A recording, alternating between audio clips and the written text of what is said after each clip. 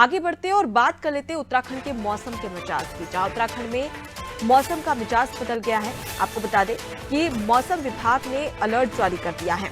पर्वतीय क्षेत्रों में भारी बर्फबारी की संभावना जताई है। देहरादून समेत कई क्षेत्र ऐसे हैं जहां पर रात से ही झमाझम बारिश भी शुरू हो चुकी है। अब तक हमने देखा कि बर्फबारी और उसके साथ ही कड़ाके की ठंड उत्तराखंड में थी, लेकिन अब इसके बाद में बर्फबारी और उसके साथ ही बारिश भी शुरू हो चुकी है, जिससे सीधे तौर पर कहीं ना कहीं आम जनता को काफी इसकी परेशानियां झेलनी पड़ रही है और आम जनता पर सीधा प्रभाव पड़ता हुआ भी नजर आ रहा है। सोनू हमारे साथ में जुड़े हुए। सोनू, मौसम की मार आखिर कब तक रहेगी बरकरार? उत्तराखंड में जिस प्रकार की स्थिति देखने को मिल रही है उससे निश्चित तौर पर इसी प्रकार की बातें कही जा रही है।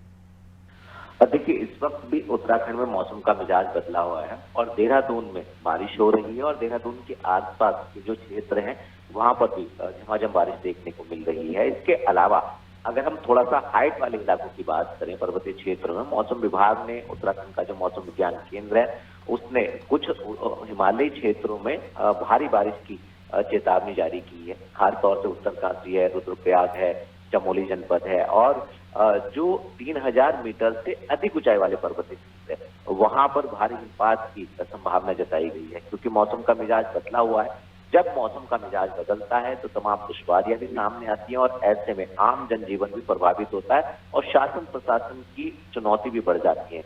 हालांकि आपदा प्रबंधन तंत्र की तरफ से लगातार व्यवस्थाएं मुकम्मल किए जाने के दावे किए जाते हैं। पर्वतीय क्षेत्रों में जब बारिश और बर्फबारी होती है तो निश्चित तौर पर जो जनपद मुख्यालय है उनका ग्रामीण पर्वतीय क्षेत्रों का संपर्क कट जाता है, तो ऐसे में आम जनजीवन प्रभावित होता है। हालांकि इस बदले मौसम के मिजाज को ध्यान में रखते हुए स्वास्थ्य विभाग हो या संबंधित आपदा प्रबंधन विभाग के अधिकारी हो, वो लगातार इस बात के दावे कर रहे हैं कि सभी व्यवस्थाओं को बेहतर किया हुआ है, पहले से इंतजाम किए गए हैं और अधिकारियों को हमेशा अलर्ट रहने के दिशा निर्देश दिए गए हैं।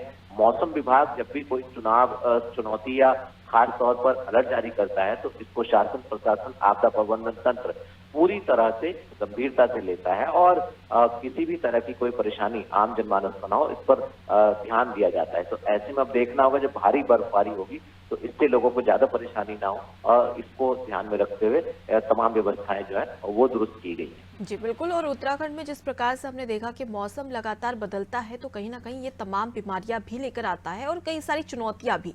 फिलहाल के लिए बहुत शुक्रिया तमाम जानकारी हम तक पहुंचाने के लिए।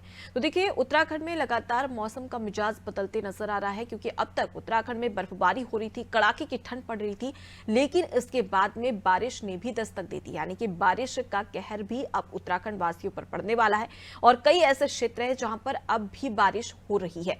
इससे प्रबल संभावनाएं यहां पर मौसम विभाग की ओर से जताई गई है कि पर्वतीय क्षेत्र में बर्फबारी होगी और उसके साथ ही साथ कई ऐसे क्षेत्र हैं जहां पर बारिश की संभावना भी मौसम विभाग की ओर से जताई गई है। इससे स्पष्ट है कि कहीं ना कहीं बर्फबारी और बारिश की वजह से कई सारी बीमारियां भी आएगी सामने। ऐसे में स्वास्थ्य विभाग के लिए एक बड़ी परेशानी यहां पर मौसम बनता हुआ नजर आ रहा है।